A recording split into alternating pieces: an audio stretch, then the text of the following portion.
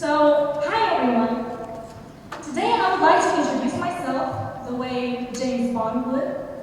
I am Rollan, Kamila Rollan, and I have a special mission today, which is to defend James Bond movies from claims on propaganda of gender discrimination and sexual harassment. And my target is your minds. The way I'm going to do so is the following. I will first talk about why I choose the topic of gender discrimination, why media and James Bond particularly. I will then talk about claims of those who are against James Bond movies, and since I justify him, I defend him, I will base my justification on Skyfall movies and a series of previous movies where I will really focus on the issue of women representation. Then I will draw some conclusions, so I hope you're going to enjoy my presentation. Okay, first thing go first. Gender discrimination. I started researching this topic some time ago, and let me first define what gender discrimination is. It is a problem of limiting fundamental human rights of an individual and his or her potential to develop. And this is a universal issue, which is especially true when we talk about women and girls all over the world. A lot of them are deprived of their natural rights to exercise power, get a high-quality education, get a prestigious job, and I can continue the list going. So, since this is the issue of stereotyping, I've been really thinking about the role of media. And I've been analyzing a lot of popular movies. I've been doing research on how media shapes the perception of women, and I found this research about children and media. And the results basically are that media shapes the perception, values, and opinions of children. I apply this case to women, and I've been really researching movies of 2012, the most popular, those who passed some important criteria, which I'm going to present further. So one of the movies I want to talk about today is James Bond, and this is a really debated movie. Because what people say about James Bond, especially feminists say, you can see some quotes here, but the basic message is that James Bond is a sexist movie. There is a presence of propaganda of gender discrimination and sexual harassment. And I would not agree with that. So let's analyze James Bond movies a little bit.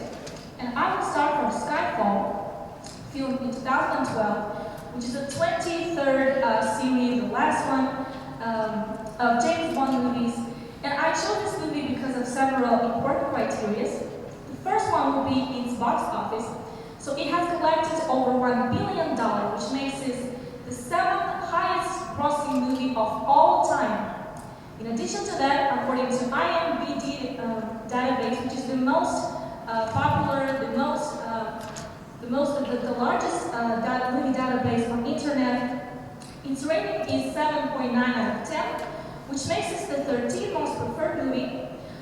Also, the age limit is PG-13, which implies that children under 13 can watch it with the presence of parents. Those who are over 13 can watch it freely. So, a lot of people have watched it, a lot of people have loved it, and the availability is also really wide. Let me now tell you just a little bit about the plot. So due to the leakage of information from the secret agency MI6 and her old ages, the head of the department, M, is under the pressure to retire. Criminal appears to be Raul Silva, who wants to kill M because he thinks she betrayed him in the past. James Bond wants to save M and to kill Silva. Meanwhile, Judy Dench, or M, is struggling for her position in court. And in the final scene, Raul Silva grandly lands Judy Dench, and she dies on both hands. So as you can see, there are basically two stories being told.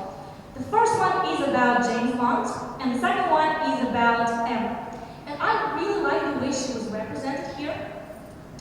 She was represented as a strong and powerful leader. So she is the boss of James Bond.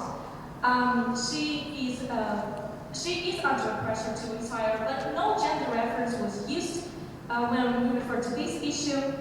Moreover, she is not a weak and vulnerable character.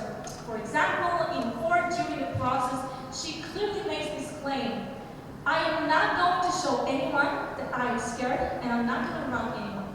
So she clearly makes this strong claim. She is such a powerful woman. And in the last scene, when she dies, the most of attention and emotion of the audience goes for her. But of course, the thing about James Bond, it's not all that smooth. I agree that there was a presence of gender discrimination, especially if we refer to the first movies. So the first movie, Dr. No, had its Bond girl, as you can see here, a beautiful blonde girl in a bikini, Honey Rider. So she was really represented as an eye candy. She was a woman for sexual pleasure, no interference with the plot. The same story with Pussy Galore, black and white picture. She betrays Bond, but at the end of the movie, she makes love with him. But things change. In 1995, the producer and director of James Bond movies becomes Barbara Broccoli, a woman. So she brings a dramatic change to the movie by introducing us Judi Dench, who plays M. And since that time on, things really changed, especially if you look at the last movies, Quantum of Solace and Skyfall, where women's role is highly estimated. So my general conclusions would be that if you look at the overall history of the James Bond movies, we can see a real evolution of the role of women, especially this is true when we talk about the last movies of James Bond, where women are highly estimated.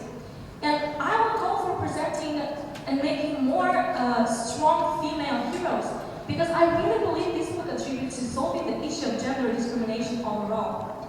If you are interested in this topic the way I am, you are welcome to check out my reference list. And this is the end of my presentation. Thank you for your attention.